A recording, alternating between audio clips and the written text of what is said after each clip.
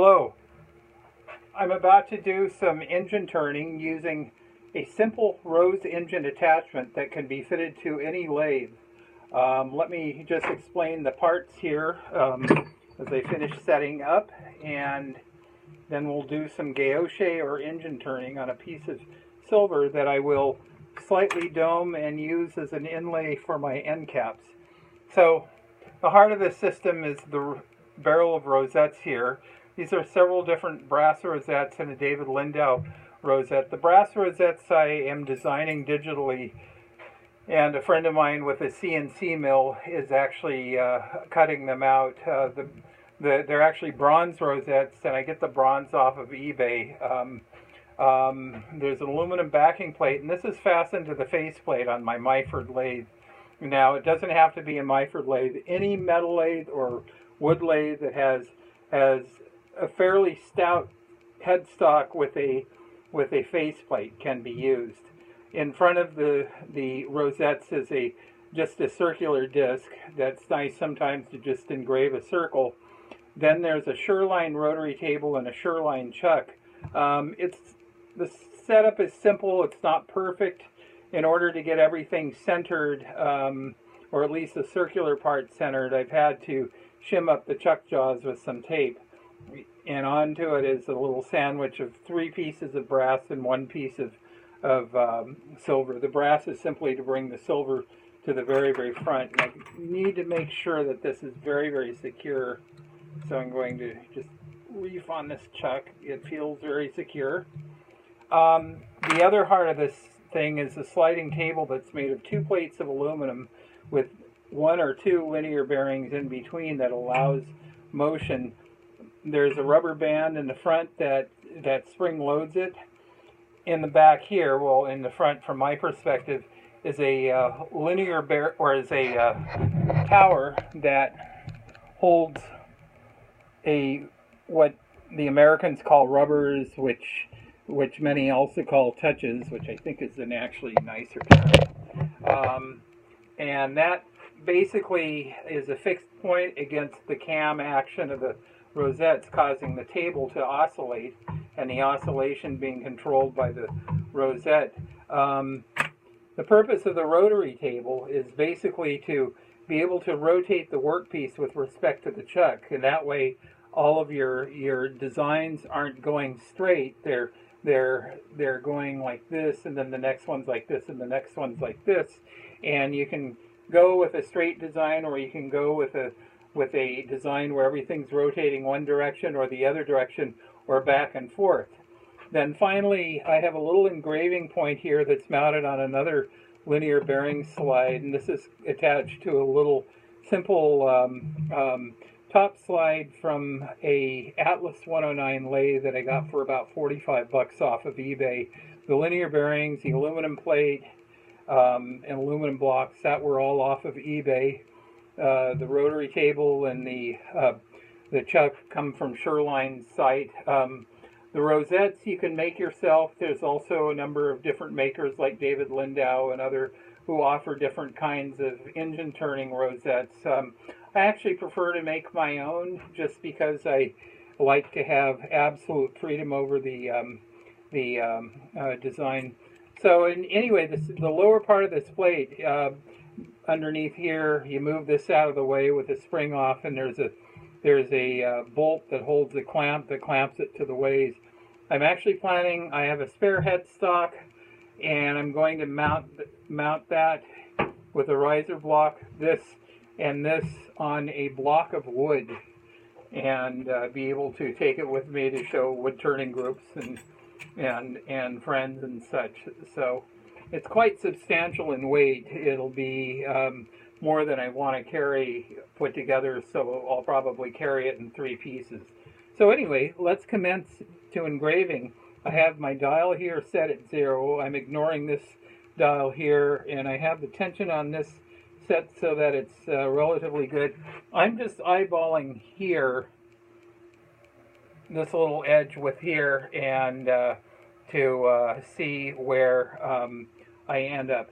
This is not a very, very quick activity, but let's get started, and you'll see I'll go a dozen or two lines, and you'll see. I'll be counting the cuts that I make. So let's do the first cut, assuming all goes well.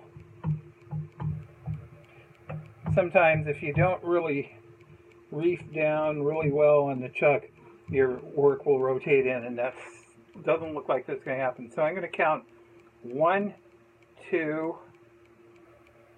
3, 4. Now I just pushed this in 2 ticks and rotated this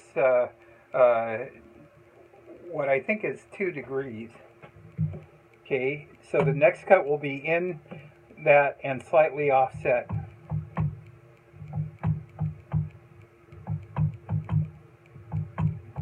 I'm very proud of this setup because this 1, 2, 3, 4. This type of setup can be made for about $500 or less if you forego the rotary table or go with the cheaper rotary table. I like the Shurlines because they're very, very tight and very, very smooth in their action. One thing I don't like about them is their weight. 1, 2, 3, 4. Rose engines for doing gauche or also known as engine turning. This is a technology that was developed way back at the beginning of the Renaissance and practiced by the rich. And to this day, it's a craft that's dominated in the world by mostly very wealthy or very lucky, usually older white men who are retired. However, 2 gauchers I know, one is Callie Shevlin. She just wrote a nice book on gauche that's a good introduction. There are some factual errors in it and some stuff that you have to kind of interpret for your own situation.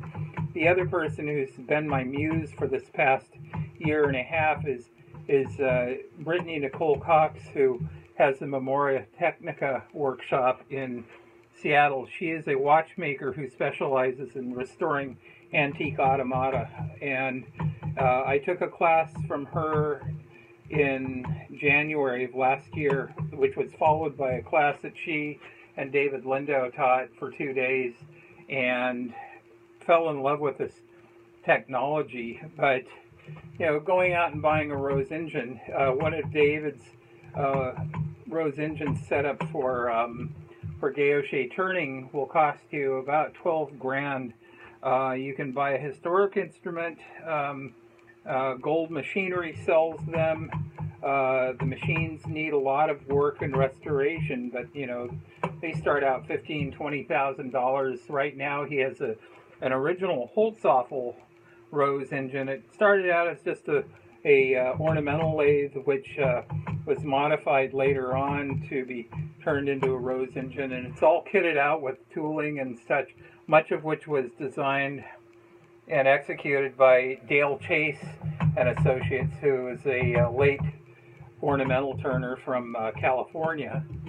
And $37,000. Well, if I was going to do this as my full-time career, I might consider springing for Dale's, and if the lotto ticket that I bought this week works, I might as well get it. But at the same time, it's more machine than I really want. I'm quite fine in my workshop here, making my wooden flutes. 1, 2, 3, 4. And this is just a small part of what I do. I like using this stuff for 2 reasons. One is that most of my competitors aren't doing it. And, so to a certain degree, it pisses off the competition. But the other thing is that I just got bored with the plain rings and details on my flutes and decided that I wanted to make them prettier. So I do this on my instruments and don't charge any more for it, but I'm just simply doing it because I can. So anyway, this setup has the potential to make gauche engraving available to anyone with a lathe. as long as it has a faceplate. And you don't have to spend a mint to get an ornamental lathe and take the time. To make this, it was useful to have a metal lathe for truing stuff up. That's not required. The sheet metal you can cut with a bandsaw. I'm just using the same wood blade on my bandsaw to cut the aluminum that I use on for my wood. You know, a 3-tooth blade. A 4-tooth would be a little bit better. I do have a milling machine, which I basically for this, there are a few parts like the tower that I was able to use to square it off, but I more or less just use it as a glorified drill press. So a drill press and a lathe, you know, and a bandsaw are not much required in the tooling to do this. Now the Rosettes, there are all sorts of strategies for making those.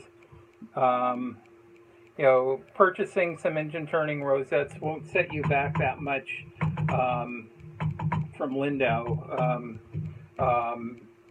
but they're actually quite easy to make your own because the amplitudes aren't too great. And you know, I've you know, tried making some myself, but it's just cheaper to design them and then send them to a friend of mine who has his CNC shop. So anyway, we're moving right along here, trying not to get lost count. And you can see how the pattern is developing on this. I'm not being very creative. I'm just doing 2 ticks in one direction and 2 ticks in another direction. And I'm going to go in pretty far, and then I'm going to change the shape of what I'm doing at the very end. Oh, I didn't phase it then. You know, if you do that, you just engrave over your mistake.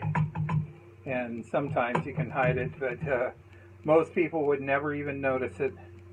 My clients love the work on their flukes, you know, and I try and make each one a little bit different so that, you know, they're not getting a standard product. You know, the rings I'll try and keep the same just because it's easier to set up my rings. On that, I have a different setup. Let me just pause for a moment. I basically use a different spindle mounted that I use what's called a pumping rosette, that where it has the divots instead of on the edge. The rosettes have divots on the face, and then I have another attachment which I you know, take both of these pieces off and use that. And this attachment mounts here, and then instead of oscillating in this direction, it oscillates in this direction. And this is the touch that bears against that, and the cutter goes in and out.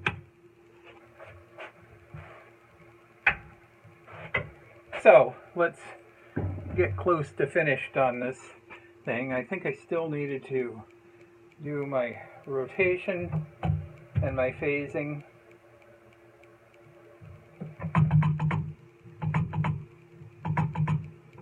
Let's do a few more cuts in this direction. 1, 2, 1, 2.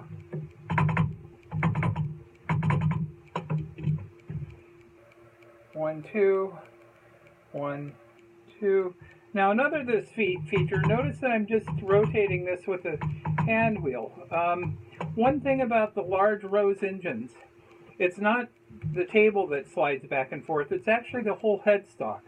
And that's a lot of mass, you know, especially on the old ones. You get these massive cartridges up to like this long of bronze rosettes, and you know, the bearings are tight so that there's no play and such.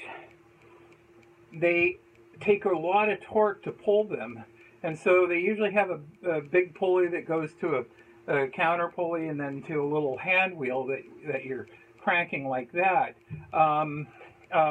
This is a light enough system that, you know, this motion here is sufficient. Now, I don't follow all the orthodoxy of the clockmakers in terms of having perfect cuts. My cuts are much shallower than theirs, but then I can space them finer. You know, and I'm not that worried about aligning, you know, in the clockmaker's approach. They have to get everything absolutely flat within a thousandth of an inch and out of round. To do this and enjoy it, you don't need to do that. So, you know, so that's yet another thing. And then, you know, I'm making parts for my flutes, but you know, all my prototype rings and stuff. What I'll do is that I'll basically dome them and put a little pin on the back and with a clip and turn them into clothes pins or hat pins. So I'm about to change into change the rosette that I'm using to that circular one. So I have to remove the rubber that I've been using, which I made this afternoon in about 5 minutes, just making it from hardwood, in this case Mopani, which I have tons of. It's a great flute wood, and it's very, very hard. So, you know, the rubber is just a very, very simple shape. You lubricate it with a little bit of motor oil, and I'm replacing it with a steel rubber, assuming I can find that. Yes, here it is. That's a little half-inch round rubber that, you know, will be a nice surface to go against this aluminum disc. A steel disc or brass disc or bronze disc would be better, but you know, the aluminum seems to be sufficient. Rosette's made out of aluminum. I've tried that. It's really grabby. So you want to use instead of that, if you're using or if you're making your own,